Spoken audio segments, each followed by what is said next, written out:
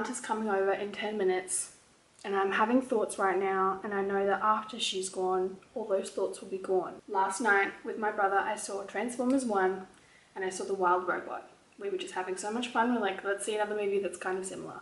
But what was interesting was that when we saw The Wild Robot, which is the second movie, the trailer for Transformers 1 was on the front of it. And we had just seen that movie, and it was so weird watching the trailer for a movie we had just watched. And my brother said to me, they're telling the whole story in the trailer. The whole thing is in there. I don't need to see the movie. You told me the whole movie. I don't understand what the motivation is there. It's almost like the trailers are for executives who don't want to have to watch the movie. I don't get it, because I know that trailer houses don't get the script of the movie. They just get dailies, and as the movie is being made, they are working on the trailer. Why would you do it like that? I've never understood why the distributors take over the trailer production when the director is going to be the one who has a better idea of how to sell the movie, you would think. When I was in university, I did an essay on the Hunger Games and the marketing strategy for that, because if you think about it, before anyone had seen the Hunger Games, the idea of children battling to the death is horrible. I mean, it still is. That's the point of the story, is that it's horrible. But how are you going to sell that as a movie to like the parents who are going to take their children to see the movie? Well, they were very careful. They had a very carefully planned marketing strategy. First of all, they targeted the kids who had seen the books using the internet by announcing cast things and doing, you know, for every tribute in the games, they did like a capital themed, this is the tribute for this district, as a way to announce the cast. Like, they did everything in a kind of interactive, immersive way. You know, it was 2012, kids were on the internet. I always think about this because there were kids in my class who hated reading. Boys in my class reading this book in the lead up to the movie. Like, we were that excited about it. And it continues to be a movie I rewatch like every year. Right? Right. When it came to the trailer, are you gonna literally show children killing each other in the trailer? That's disturbing. And also not good for general audiences to see. And also spoils the movie, right? So they had a rule, show no actual violence in the trailer, which means that this movie trailer, the original movie trailer for the original Hunger Games, has nothing past the midpoint.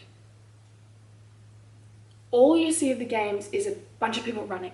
Is there like 10, 9, 8, and then a bunch of people running. Blur, cut, that's it. Because at that point, you already want to see the movie. You have learned who all the characters are, the world they're in, and now you want to see the movie, you want to know what happens to them, right? That's what a trailer should do. Alien Romulus is coming out this week. We were going to see it instead of Transformers 1, but it's sold out. I guess it had a good trailer. There's something in the water. What do you mean there's something in the water? I don't know, there's just something in the fucking water.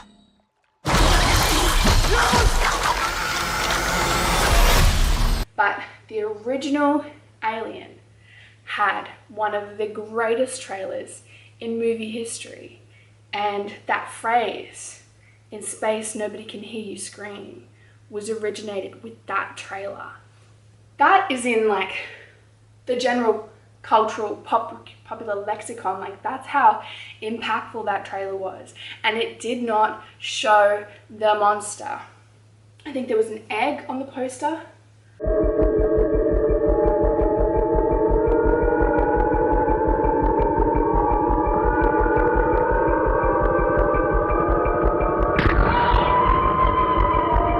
The monsters are beautiful, but the less you show it, the scarier they are, and they knew that. It's a horror movie, like, showing the monster ruins it. If you get a good enough look at a monster, it stops being scary. What I am proposing is that there should be a system for like how trailers get made. Literally, there'll be a point in a trailer when I'm watching it where I'm like, okay, I want to see it. I want to see the movie. Stop the trailer right there. Where I have decided I want to see the movie, I don't want to watch any more of it. You're spoiling it, you're ruining it, you show me the fucking ending. The trailer for The Wild Robot went all the way through the character's emotional arc. The entire story is in the trailer. And it was still a really rewarding experience to watch it play out as a movie, but I wish that they had stopped the trailer around the time that it's like, we've got to get this bird in the air to fly. Like, I saw a teaser trailer that was just like, robot in the wild, like didn't give you the story, and that was good and that made me want to see it. And then there's the actual final trailer that's like, just gives you the whole fucking story. Like, why? I understand, like, for a kid's movie, maybe parents want to know ahead of time what they're getting into. But, like, past the midpoint, you don't need to see it. You shouldn't ever see. I don't think you should see anything that's past the midpoint. And by midpoint, I don't mean, like, the middle of the movie. I mean, like, there's, like, structural things in a movie, you know. Take, for instance, Back to the Future, right? The moment where everyone in the theater decided they were invested in this movie and they wanted to see this movie is when he walks into the diner and sees his dad sitting there, a younger version of his dad. And they have an interaction and he realizes that he's got to talk to him. He's got to talk to him. That's when it becomes a good movie, okay? So I don't know what the inside against it is. But the midpoint, he gets hit by the car, the dad brings him in, the mum falls in love with him instead of his dad, and he realizes that he's in trouble. Like, the goal now is like, we have to get his parents back together. We have to make sure his parents get together so he doesn't cease to exist. But the midpoint shift is in any movie where the goal changes. The first half of the Hunger Games, they're just getting ready for the Hunger Games. The midpoint shift in the Hunger Games is when Katniss learns that she and Peter could leave together, that there can be a pair that leaves from the district. That's when she goes, okay, I'm in love with this boy. That's what's happening right now. We're gonna leave together. I'm gonna save him. I'm gonna find him. We're gonna leave together. I can get us both out of here. So let's do it. And she doesn't choose to be selfish because she sees an opportunity to not be selfish. But what she doesn't know is that she has changed everything with love.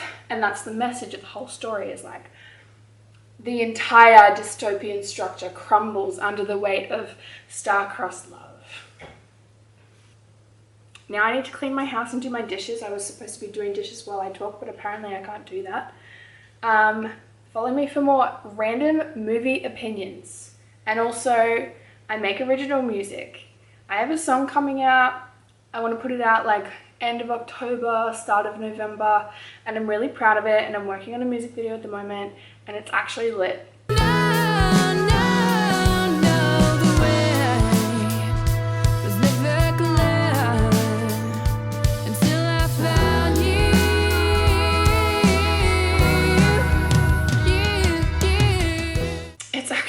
Lit.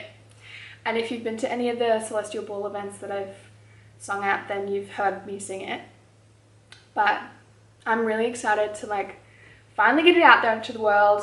This is a song that I wrote over a year ago. I used it as my audition for Berkeley, and I got into Berkeley, but I couldn't afford to go because you can't get a visa into America as a student unless you can prove that you can afford to pay for the whole degree. And Berkeley's just casually $200,000. Anyway, I'm not mad because I kind of knew that I couldn't afford it. It was just like to see if I could get in. You know, I just wanted that little, I got into Berkeley. So, have a wonderful Sunday. I'm having a good day. It's really nice weather, don't you think? Don't you think?